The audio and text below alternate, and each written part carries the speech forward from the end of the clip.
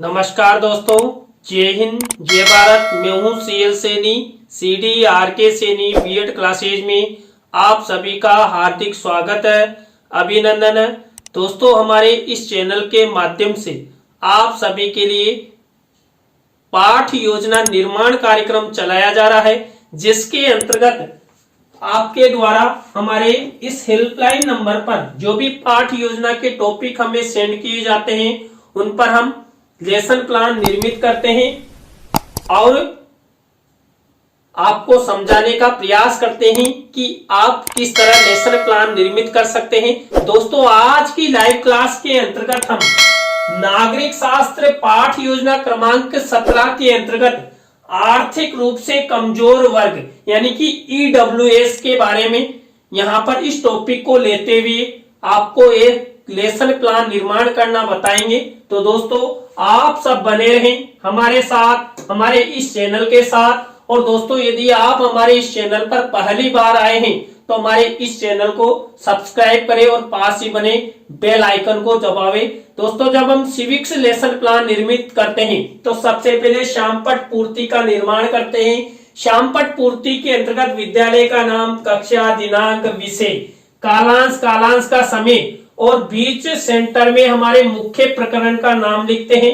मुख्य प्रकरण को अंडरलाइन करते हैं और इन्वर्टेड कॉमास में बंद करते हैं। दोस्तों, श्यामपट्ट पूर्ति के बाद हम उद्देश्य, विशिष्टीकरण और अपेक्षित व्यवहारगत परिवर्तन का फॉर्मेट बनाते हैं। दोस्तों, यहाँ पर हम पहला ज्ञानात्मक उद्देश्य लेते हैं, जिसे हम ज्ञान भी कह सकते हैं। यहाँ पर इस उद्देश्य के अंतर्गत हम 1 से 2 विशिष्टीकरण और 1 से 2 ही अपेक्षित व्यवहारगत परिवर्तन बनाते हैं। इसी तरह दोस्तों, अवबोध उद्देश्य लिया जाता है। अवबोध उद्देश्य से रिलेटेड वही हम अपनी दैनिक पाठ योजना डायरी में 1 से 2 विशिष्टीकरण और 1 से 2 ही अपेक्षित व्यवहारगत परिवर्तन बनाते हैं। इसी तरह ज्ञानोपयोग उद्देश्य से रिलेटेड 1 से 2 विशिष्टीकरण और 1 से 2 ही अपेक्षित व्यवहारगत परिवर्तन बनाते हैं। दोस्तों, यहाँ पर अपेक्षित व्यवहारगत परिवर्तन हम 2 या 3 या 4 भी बना सकते हैं, आपकी इच्छा पर डिपेंड करता है। इसके बाद जो हमारा 3rd नंबर का उद्देश्य है, कौशल। इस कौशल उद्देश्य से रिलेटेड 1 से 2 विशिष्टीकरण और 1 से 2 ही अपेक्षित व्यवहारगत परिवर्तन बनाए जाते हैं। इसी तरह अभिरुचि उद्देश्य से रिलेटेड ये 1 से 2 विशिष्टीकरण और 1 से 2 ही अपेक्षित व्यवहारगत परिवर्तन बनाए जाते हैं। इसी तरह अभिवृत्ति उद्देश्य से रिलेटेड 1 से 2 विशिष्टीकरण और 1 से 2 अपेक्षित व्यवहारगत परिवर्तन हम बनाते हैं। दोस्तों, जब हम सिविक्स का लेसन प्लान निर्मित करें तो इस तरह उद्देश्य, विशिष्टीकरण और अपेक्षित व्यवहारगत परिवर्तन का फॉर्मेट आपको बनाना है। इस तरह यदि आप इस तरह इस फॉर्मेट का निर्माण करते हैं तो आपका लेसन प्लान अच्छा बनेगा। दोस्तों, यहाँ पर इस फॉर्मेट के बाद हम कक्षा शिक्षण सहायक सामग्री का निर्माण करते हैं। यहाँ पर कक्षा शिक्षण सहायक सामग्री के फॉर्मेट के अंतर्गत हम 2 प्रकार की शिक्षण सहायक सामग्री का निर्माण करते हैं, सामान्य और विशिष्ट। दोस्तों, सामान्य शिक्षण सहायक सामग्री तो हमें मार्केट में रेडीमेड मिल जाती है, लेकिन जो विशिष्ट शिक्षण सहायक सामग्री होती है, जिसके अंतर्गत हम चार्ट, चित्र, मॉडल, प्रतिकृति आदि का निर्माण करते हैं, तो यहाँ पर दोस्तों विशिष्ट शिक्षण सहायक सामग्री के अंतर्गत हम चार्ट और चित्र का निर्माण करेंगे। कक्षा शिक्षण सहायक सामग्री के बाद हम पूर्व ज्ञान का कॉलम बनाएंगे। पूर्व ज्ञान के कॉलम के बाद हम शिक्षण बिंदु का कॉलम बनाएंगे। दोस्तों, यहाँ पर हमारा जो मुख्य प्रकरण है, सामान्य से आर्थिक रूप से कमजोर वर्ग, यहाँ पर इसी से रिलेटेड हम 3 टीचिंग पॉइंट लेकर लेसन प्लान निर्मित करेंगे। तो यहाँ पर हमारे मुख्य प्रकरण से रिलेटेड पहला टीचिंग पॉइंट रहेगा सामान्य श्रेणी में आर्थिक रूप से कमजोर वर्ग के आरक्षण का इतिहास। दूसरा टीचिंग पॉइंट हमारा रहेगा सामान्य श्रेणी में आर्थिक रूप से कमजोर वर्ग के लिए आरक्षण के मापदंड। इसी तरह 3rd नंबर का टीचिंग पॉइंट सामान्य श्रेणी में आर्थिक रूप से कमजोर वर्ग हेतु प्रमाण पत्र की आवश्यकता एवं उद्देश्य। इस तरह ये 3 टीचिंग पॉइंट रहेंगे। 3 टीचिंग पॉइंट के बाद हम शिक्षण विधि परिविधि का कॉलम बनाते हैं। तो इस तरह आपको ये शिक्षण विधि प्रविधि से रिलेटेड कॉलम बना रहे हैं। तो दोस्तों यहां तक के कॉलम आपको इस तरह बनाना है। तो आप इस तरह यहां तक के कॉलम अच्छे बनाते हैं तो आपका लेसन प्लान अच्छा बनेगा। दोस्तों इसके बाद हमारी मुख्य पाठ योजना शुरू होती है। दोस्तों हमारी मुख्य पाठ योजना का पहला शिक्षण बिंदु होता है प्रस्तावना। दोस्तों इस प्रस्तावना शिक्षण बिंदु के अंतर्गत हम 3 से 5 प्रस्तावना के प्रश्न बनाते हैं। प्रश्नों में तारतम्यता होती है, जिग जैक होता है, उत्तरों से ही प्रश्न बनाए जाते हैं। दोस्तों यहाँ पर जो भी प्रश्न बनाए जाते हैं ये छात्र छात्राओं के पूर्व ज्ञान पर आधारित होते हैं। तारतम्यता का विशेष ध्यान यहाँ पर रखा जाता है। दोस्तों यहाँ पर आर्थिक रूप से कमजोर वर्ग, इस मुख्य प्रकरण पर मैंने प्रस्तावना के प्रश्न कैसे बनाए। पहला प्रश्न है, उड़ने वाले कुछ पक्षियों के नाम बताइए। तो उड़ने वाले कुछ पक्षी है तोता, मैना, चिड़िया, कौवा, चिलिक, गिद्ध आदि। अब इसी उत्तर से हमारा नेक्स्ट प्रश्न बनेगा। तो बना हुआ है, सोने की चिड़िया किस देश को कहा जाता था? भारत को। अब इसी उत्तर से हमारा नेक्स्ट प्रश्न बनेगा, 26 जनवरी 1950 को भारत में क्या हुआ था? भारतीय संविधान लागू हुआ था। अब इसी उत्तर से हमारा नेक्स्ट प्रश्न बनेगा, भारतीय संविधान में आरक्षण किन किन वर्ग के लोगों को प्रदान किया गया है? तो एससी, एसटी, ओबीसी यानी कि अनुसूचित जाति, अनुसूचित जनजाति, अन्य पिछड़ा वर्ग एवं आर्थिक रूप से कमजोर वर्ग को यहाँ पर हमारे भारतीय संविधान में आरक्षण प्रदान किया गया है। अब इसी उत्तर से हमारा नेक्स्ट प्रश्न बनेगा, सामान्य श्रेणी में आर्थिक रूप से कमजोर वर्ग के बारे में आप सब क्या क्या जानते हो? तो दोस्तों ये अंतिम प्रश्न हमारा समस्यात्मक हो गया। यहाँ पर उत्तरों से प्रश्न बनाया गया, प्रश्नों में तारतम्यता है, जिग जैक है और छात्र छात्रा इन प्रश्नों के उत्तर आसानी से दे सकते हैं। दोस्तों प्रस्तावना शिक्षण बिंदु के बाद हम नेक्स्ट शिक्षण बिंदु अपनाते हैं उद्देश्य कथन। दोस्तों यहाँ पर जो उद्देश्य कथन होता है, इस उद्देश्य कथन में छात्र छात्राओं को हमारे मुख्य प्रकरण की पाठ्याभिसूचना प्रदान की जाती है। तो यहाँ पर पाठ्याभिसूचना प्रदान की गई है। बच्चों आज हम सब सामान्य श्रेणी में आर्थिक रूप से कमजोर वर्ग के आरक्षण का इतिहास, मापदंड, ईडब्ल्यूएस प्रमाण पत्र की आवश्यकता एवं उद्देश्यों के बारे में विस्तार पूर्वक अध्ययन करेंगे।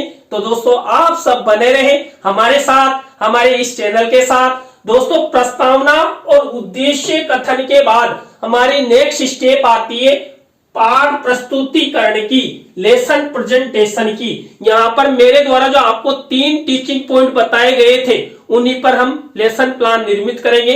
तो हमारा पहला टीचिंग पॉइंट था सामान्य श्रेणी में आर्थिक रूप से कमजोर वर्ग के आरक्षण का इतिहास। अब इसी टीचिंग पॉइंट से रिलेटेड हम सबसे पहले विकासात्मक प्रश्न बनाएंगे। तो यहाँ पर मेरे द्वारा ये विकासात्मक प्रश्न उत्तर बनाए गए, आपको भी इसी तरह विकासात्मक प्रश्न उत्तर बनाने हैं। इसके बाद इसी टीचिंग पॉइंट से रिलेटेड दोस्तों आपको छात्र अध्यापक छात्र अध्यापिका कथन करना है। तो यहाँ पर ये छात्र अध्यापिका कथन है। इसी में से कोई मुख्य शब्द, सेंटेंस या परिभाषा जिसको आप श्यामपट्ट की सहायता से छात्रों को और अधिक अच्छा समझाना चाहते हैं, ऐसे शब्दों, सेंटेंसों या परिभाषाओं को हम श्यामपट्ट कार्य वाले कॉलम में इस तरह ब्लैक शीट का निर्माण करते हैं और यहाँ पर इस फॉर्मेट में लिख देते हैं। अब इसी टीचिंग पॉइंट से रिलेटेड यदि हम छात्र छात्राओं को कोई चित्र दिखाना चाहते हैं तो शिक्षण सहायक सामग्री के कॉलम में इस तरह मिनीचर के रूप में चित्र लगा देते हैं। तो दोस्तों यहाँ पर मोदी गवर्नमेंट द्वारा आर्थिक रूप से कमजोर वर्ग को आरक्षण प्रदान किया गया था। तो यहाँ पर मैंने मोदी जी का चित्र लगाया है। तो दोस्तों अब इसी टीचिंग पॉइंट से रिलेटेड हम क्या करेंगे, बोध प्रश्न उत्तर बनाएंगे।